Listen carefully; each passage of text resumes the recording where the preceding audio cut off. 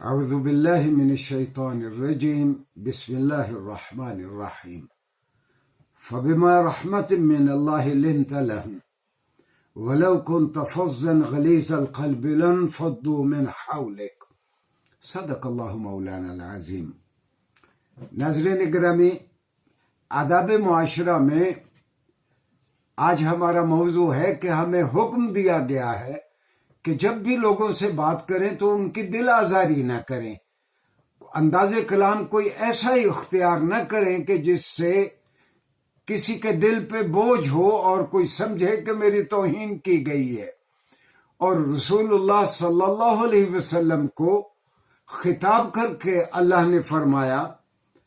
کہ یہ اللہ کا اے محمد صلی اللہ علیہ وآلہ وسلم، یہ آپ پر اللہ کی رحمت تھی کہ آپ لوگوں کے لیے نرم خو تھے، آپ بہت خوش دلی کے ساتھ لوگوں سے ملتے تھے، بہت آرام سے لوگوں کے ساتھ گفتگو کرتے تھے۔ قرآن نے لفظ استعمال کیے لنت لہم، کہ آپ لوگوں کے لیے نرم ہو گئے تھے۔ اور پھر قرآن نے کہا وَلَوْ كُنْتَ فَظًّا، اور اگر آپ تند خو ہوتے،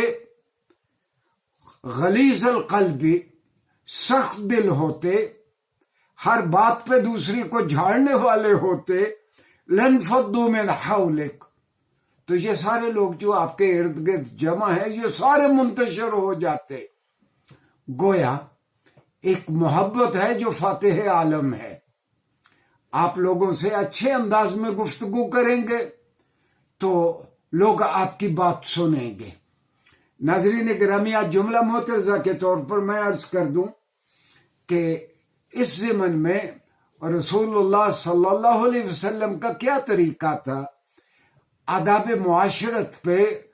وہ بہت ساری باتیں کہ رسول اللہ گفتگو کس طرح کرتے تھے، اہل خانہ سے ان کا کیا رویہ تھا، دوستوں سے کیا تھا، اٹھتے بیٹھتے کیسے تھے، کھاتے پیتے کیسے تھے، کپڑے کیسے پہنتے تھے، یہ ساری باتیں جو آداب معاشرت میں آتی ہیں، آپ مجلس میں کس طرح بیٹھتے تھے، ان سے متعلق احادیث کو ابو زکریا یحییٰ بن شرف النووی، عام طور پر ہم انہیں امام نووی کہتے ہیں، انہوں نے ریاض الصالحین نامی کتاب میں ان ساری باتوں کو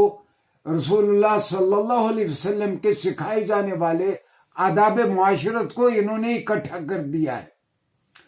اور آپ حیران ہوں گے یہ بات سن کے کہ یہ ریاض الصالحین ہے کہ مشرق بعید کے جتنے مسلمان ممالک ہیں، مثلا برونائی دارالسلام ہے، انڈونیشیا ہے، ملائیشیا ہے، یا مشرق بعید کی جو مسلمان آبادیاں ہیں،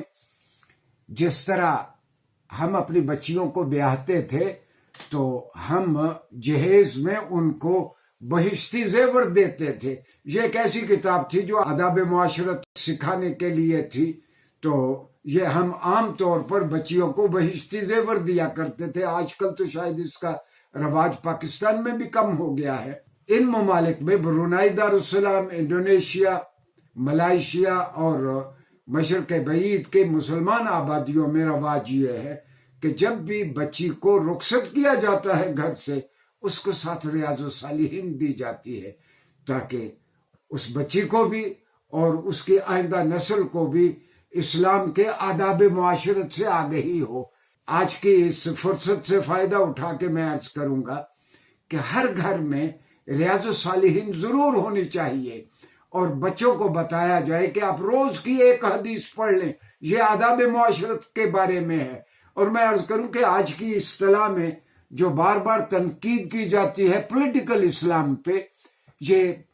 کوئی پالیٹکس سے اس کا کوئی تعلق نہیں ہے، اٹھنا بیٹھنا کیسے ہے، بات چیت کیسے کرنی ہے، معاشرت کے آداب کے بارے میں یہاں رسول اللہ صلی اللہ علیہ وسلم کا کیا طریقہ کار تھا، اس کو سکھانے کے لیے یہ بہترین احادیث کا مجموعہ ہے۔ ناظرین گرامی، رسول اللہ صلی اللہ علیہ وسلم فرماتے تھے کہ الکلمۃ الطیبۃ صدقۃ، کسی سے اچھی بات کرنا بھی صدقہ ہے۔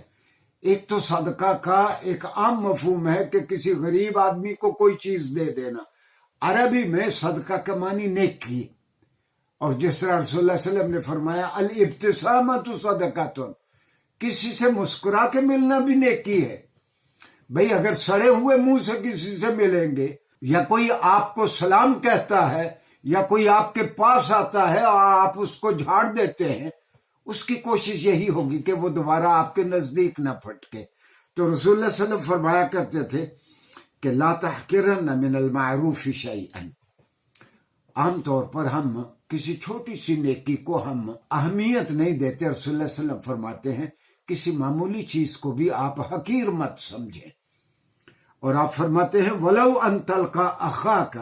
بِوَجْهٍ طَلِيقٍ، چاہے وہ صرف اس حد تک ہو کہ کسی ملنے والے سے آپ خندہ پیشانی سے بات کریں،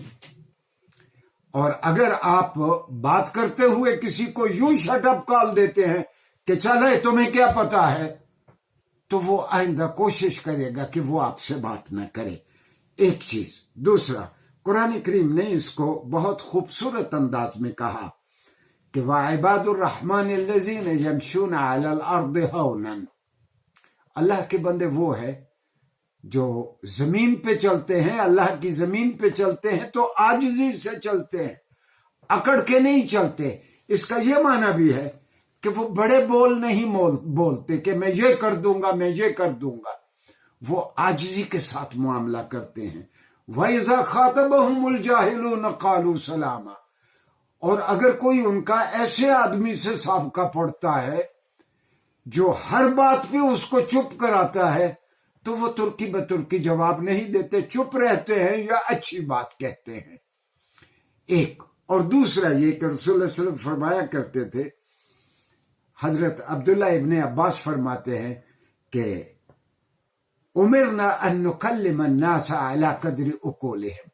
ہمیں حکم دیا گیا ہے کہ ہم لوگوں سے ان کے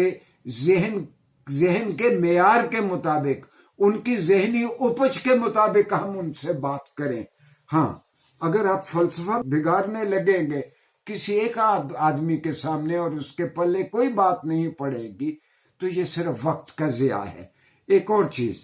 رسول اللہ صلی اللہ علیہ وسلم کے بارے میں فرمایا گیا کہ کان کلام الرسول صلی اللہ علیہ وسلم کلاما فصلا یفہمہ کل من یسمعہ۔ رسول اللہ صلی اللہ علیہ وسلم جب کسی سے بات کرتے تو روایات میں ہے کہ جب آپ کسی سے بات کرتے، آپ اس کے سامنے اپنا سینہ لاتے، اس کی جانب متوجہ ہو کے بات کرتے۔ آپ اس طرح بات نہیں کرتے تھے کہ آپ کا منہ دوسری طرف ہے اور آپ کسی بندے سے بات کر رہے ہیں، آپ اپنے مخاطب کے سامنے ہو کے اس سے بات کرتے۔ اور حدیث میں ہے کہ جب آپ بولتے واضح انداز میں بولتے، جو سننے والا بھی سنتا اس کو آپ کی بات سمجھ آتی۔ تو یہ آداب گفتگو ہیں، اگر ان کا ہم پاس رکھیں گے تو ہماری مجالس میں برکت ہوگی۔ شکریہ۔